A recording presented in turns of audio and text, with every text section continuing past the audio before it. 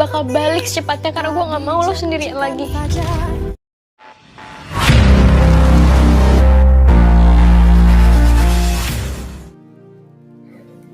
Pembicaraan antara Harry dan Fata mulai menemukan sebuah jawaban apa yang sebenarnya terjadi. Blade adalah Haruna. Dia adik gue. Tadinya gue masih belum yakin itu dia. Gue udah 5 tahun gak ketemu dia. Dan sekarang dia jadi antek Casarius. Tapi pertanyaannya, kenapa lo bisa sama dia? Nah guys, ini pertanyaan dari Harry. Maka Fata pun mengadulah panjang lebar bla bla sampai kejadian tadi siang dihadang oleh Blade sepulang sekolah diajakin balapan. Namun Fata dengan egonya hanya menyalahkan Blade yang sudah menjebaknya. Namun Fata seakan gak sadar kesalahan diri sendiri yang begitu mudah terpancing. Yang jelas nih, keduanya Harry dan Fata segera menganalisa karena Blade seorang antek penting yang bahkan sempat jadi pemimpin pasukan saat mencoba menculik Raisa, dan terakhir Blade juga jadi pemimpin untuk mencegah pertemuan Mohan, Zara dengan Danuel. Jadi nggak mungkin Blade membuang waktu sia-sia kalau nggak punya tujuan di balik ini. Apalagi yang Blade lakukan jelas memperkeruh hubungan antara Fata dengan Zara dan Mohan. Nah guys, ekspresi Fata dan Harry langsung tegang dengan hasil kesimpulan mereka, karena ini artinya Casarius telah bertindak dengan cara yang paling licik, yaitu trik adu domba secara internal. Maka Fata dan Harry sepakat nih, mereka harus segera ke ruko untuk menjelaskan semuanya pada Mohan dan Zara. Nah di perjalanan, Harry yang naik motor bersamaan Akila menelponnya. Sayang, postingan Fata buat aku panik banget mikirin Zaya. Sekarang gimana keadaan Zaya? Suara Akila begitu histeris dan langsung dibalas dengan suara lembut yang menenangkannya. Kamu tenang dulu sayang, nanti aku jelasin semuanya ke kamu. Sekarang aku masih ada harus diurus, jawab Harry. Sementara Mohan yang mengantarkan Zara pulang menyempatkan duduk bersama depan ruko. Niat Mohan sih mau menghibur kakaknya, namun Zara justru merasa ini adalah hal yang paling baik untuk situasinya.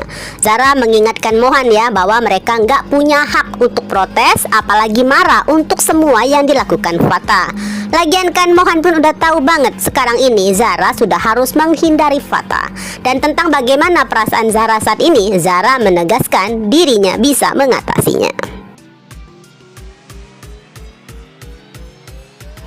Lalu nyampelah Fata diiringin langkah Harry di belakangnya. Aku perlu ngomong sama kamu, ujar Fata dengan harapan penjelasannya nanti akan merubah cara Zara menatapnya. Ya, posisi perasaan Fata bagaikan udah jatuh ketimpa tangga. Hubungan yang emang udah ambruk sebelum dibangun, malah muncul postingan yang membuat semuanya jadi makin sulit.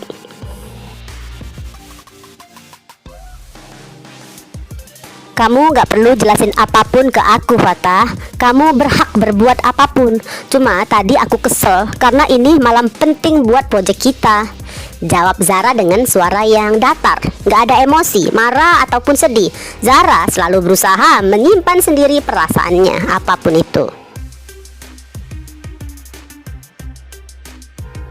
Beralih ke Raisa, malam itu pulang naik taksi online terlebih dahulu nganterin Vicky. Pastinya dong pembahasan mereka seputar kehebohan barusan.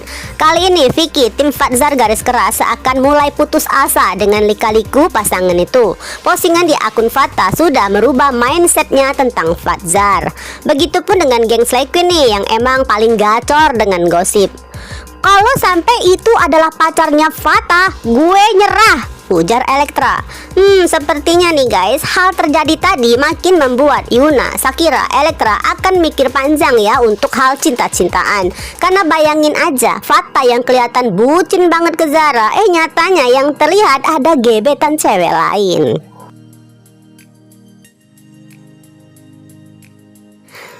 Sementara Raisa langsung luncur juga ke ruko guys. Niatnya partisipasi menghibur Zara.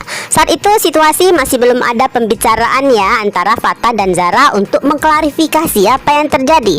Karena Zara terus membangun tembok itu. Bahkan Zara sempat menghindar uluran tangan dari Raisa yang seakan ingin memberikan dukungannya. Ya di sini Zara nggak ingin, jadi seakan dirinya perlu dikasihani. Apalagi ya tanpa sepengetahuan semuanya kalau sebenarnya Zara udah menyiapkan suatu rencana yang akan mengejutkan siapapun, yaitu besok Ken akan menjemput Zara sepulang sekolah. Jadi bisa dibilang nantinya semua bakal mengira kalau posisi Zara dan Fatah sama aja. Mereka sama-sama udah deket lawan jenis lain. Cuma apesnya Fatah yang harus lebih duluan dijebak oleh Blade.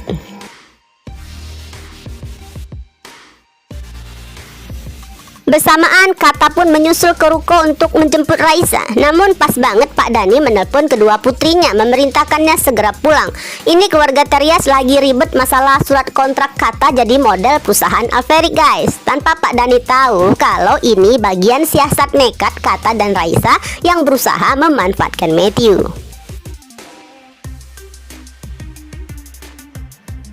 Setelah Raisa dan Kata pamit pulang, Zara pun permisi masuk ke dalam ruko. Masih dengan tekad nggak perlu mendengar penjelasan apapun dari Fatah.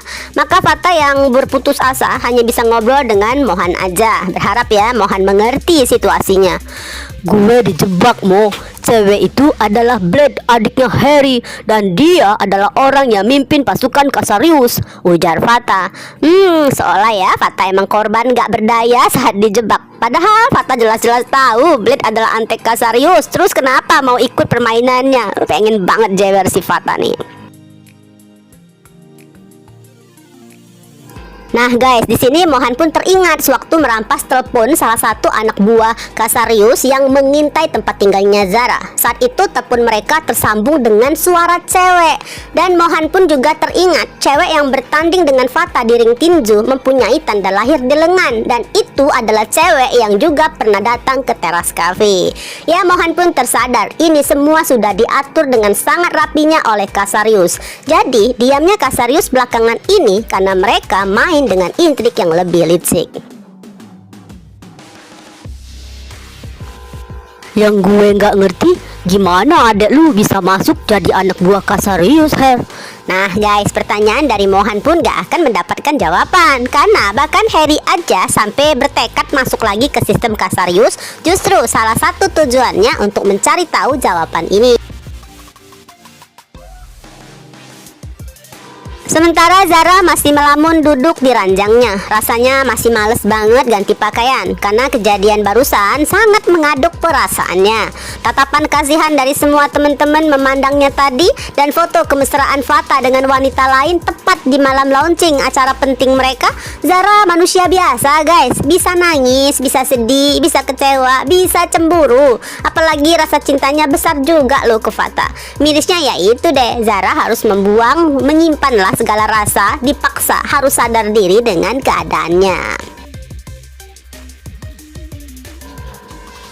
Besok kita bisa pulang. Nah guys, ini adalah ucapan dari Tante Mayang ke Akila. Jelas dong, mendengar ini rasanya seperti Akila sedang nyeruput boba saking leganya.